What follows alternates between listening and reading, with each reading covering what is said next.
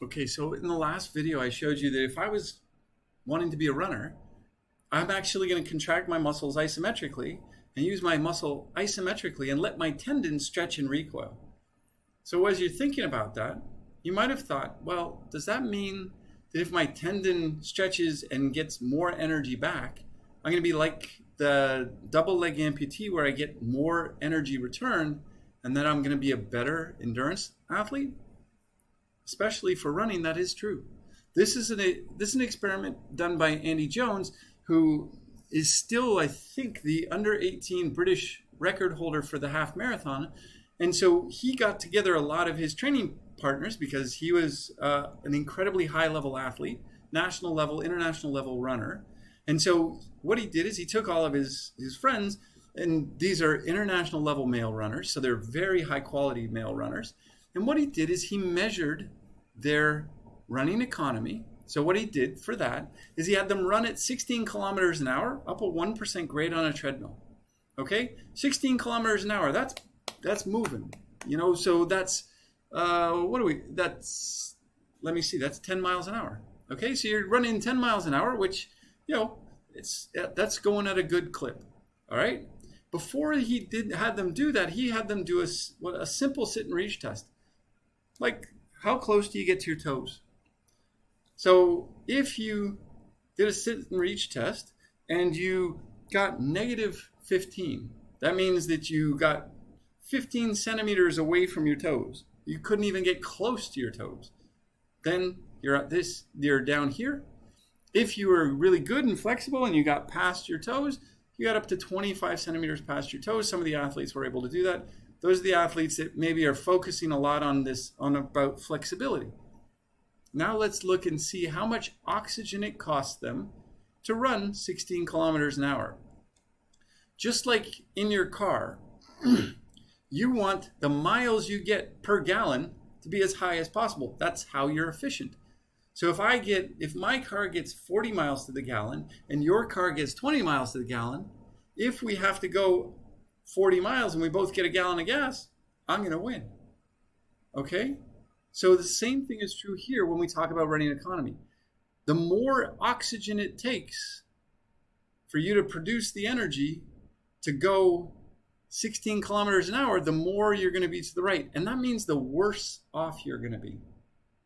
Because it takes you more oxygen, that means you need more energy. That means that if we only have a certain limited amount of energy that we can spend in order to finish the race, the ones who spend most of their energy early are going to be the ones who are not going to do very well towards the end. What you can see is there's a pretty good correlation here. That the stiffer you are, the poorer your flexibility is, the less oxygen it takes you to run 16 kilometers an hour. So if you are inflexible, if you're stiff, can be a more economical runner. And that's because you store and return more of the energy that you get as you run.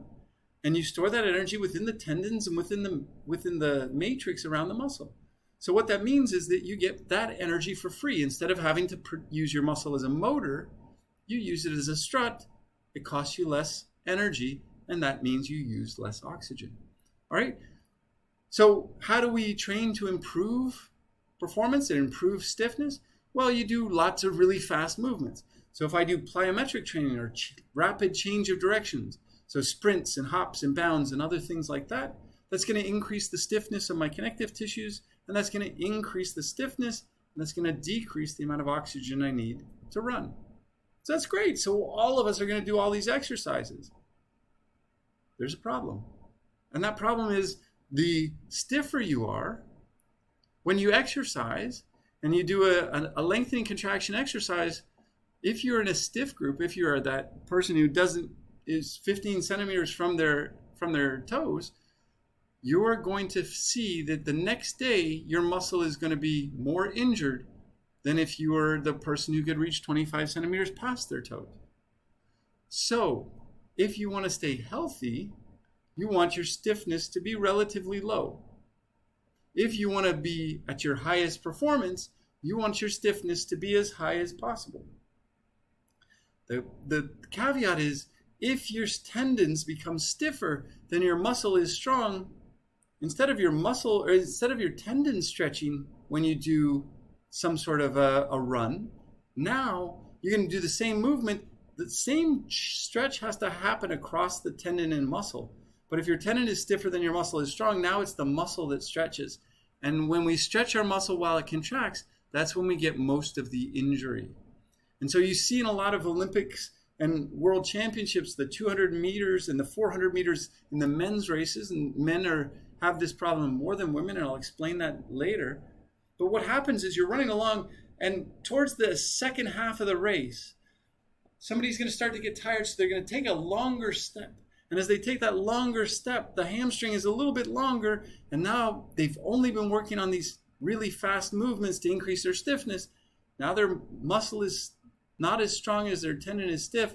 Now in that long movement, the tendon doesn't stretch, the muscle stretches and tears, and they get a hamstring rupture, and that's when they go to the ground and writhe in agony because they've just pulled their hamstring in the middle of this world championship or Olympic race.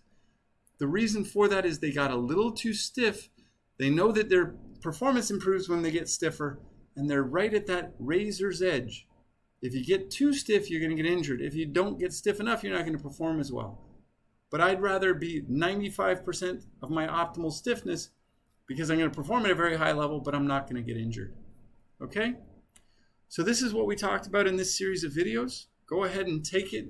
You can pause it here, take notes, and really get a good idea as to what we talked about. And then we're going to talk about this further in class.